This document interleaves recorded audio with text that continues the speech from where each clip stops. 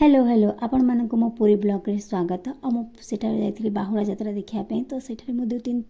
दिन रहिथिली आ किछिटा video clip बनैथिली जोटा कि आपण मानक सहित शेयर करिया भाबुची आ मो सेठार केमती एन्जॉय करथिली सेटा भी आपण मानक सहित देखिया चाहूची।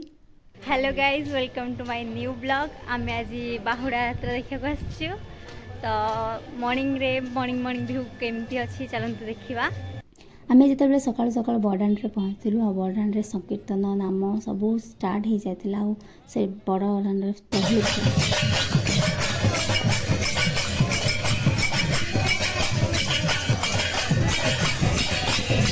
छोट छोट पिला माने ओडिसी नृत्य प्रदर्शन करते आउ देखिकी आम भाविलु कि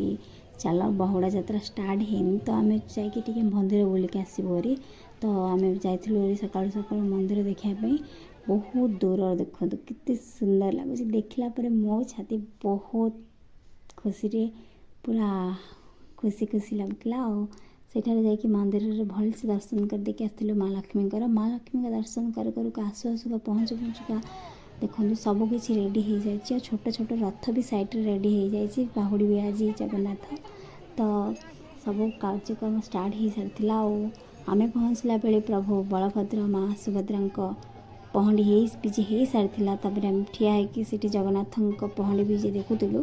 एत गहली आम बहुत दूर ठिया देखुलु बिकज एत गहली भर आम पशुनु भी तो यहाँ जगन्नाथ पहंडी भी हो सारी स्टार्ट हो गला स्टार्ट है आम किसी समय पर सबकि जोगाड़ हम यहाँ पर जा रथ टଣା स्टार्ट हम तो आम से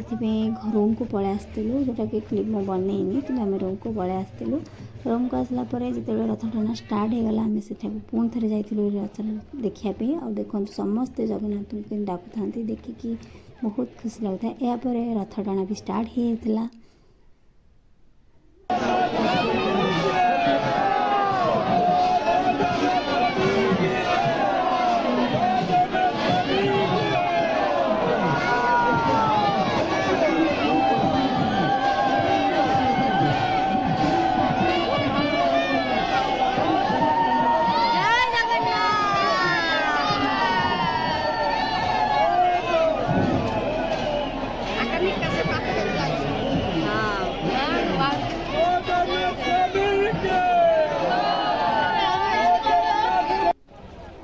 जमी जगन्नाथ रथ टଣା सरी जाता तो आम पलि आसलु बाहर को आठे देख पूरा खाली हो रथ आगे आगे जाऊँगी तो आम पछे पछे जाऊँ तो छोट छोट रथ चलता आम बड़ रथ तो भिड़ पार ना तो छोट रथ भिड़िकी आम बहुत खुशी होलु कि जो रथ तो रथ छोट हो कि बड़ हो बड़ तो रथ भिड़ार भाग्य अच्छी कि ना किए जानला कि छोट रथ भिड़िकी खुशी हवा कथा।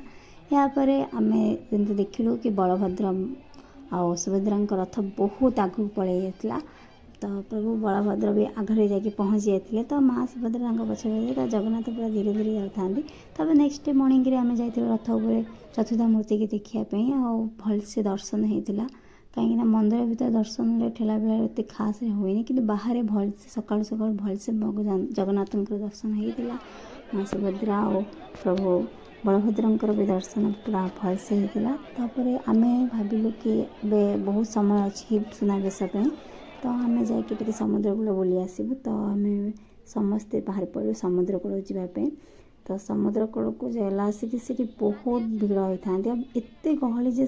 ठेला पेड़ा जावाक पड़ला कहीं ठेला पेड़ा जाकि तथापि एत गहली लहड़ी भांगार भी इच्छा है कहीं बहुत जोर लहड़ी आसला और बहुत गहली भी होते तो आम से बसिकी बुलूलु टिके तो सीटी बहुत सारा दुकान भी पड़ता दुकान भी देखुली बुलूली भी टिके यापर बुली बुलिका मो बोर होता कहली कौन करवा तो से बसिकी मो बाली रे खेलवा स्टार्ट कर देती आप विश्वास करें मुझे छोट पे बाली उका करके बस खेलुली एत गहली देखूँ तापर बाली देखो बाली केमती बाली हुक्का करके सजे आउ पाउजी ऊपर रखिकी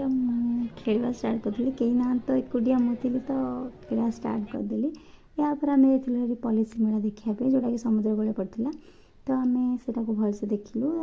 देखा देखी करूँ कि दिन बेले एत दुकान भी खोल ना तो हल्का हल्का बोलूँ तो रात आम पलि आसलु सुनावेश देखापी आउ जमी विश्वास करेंगे एत गहली रे सुनावेश देखा भी बहुत मुस्किल होता है तथापि एत लंबा लाइन रे जाई घंटे कि 1.5 घंटा जाके आम भगवान को दर्शन होता से भी भलसे होता भगवान को दर्शन कर सारापर सुनावेश बहुत खुशी लगे आम पलि आसलु से कहीं बस वर्षा जोर स्टार्ट होगा वर्षार भिजी भिजिक आसलु फिर आपण को ये ब्लॉगटा ये शेष करुँची कहीं पूरी मुझे ही ब्लॉग क्लिक करी आपण सहित सेयार करदेली तो देखा नेक्स्ट ब्लॉग रे से पर्यंत रही।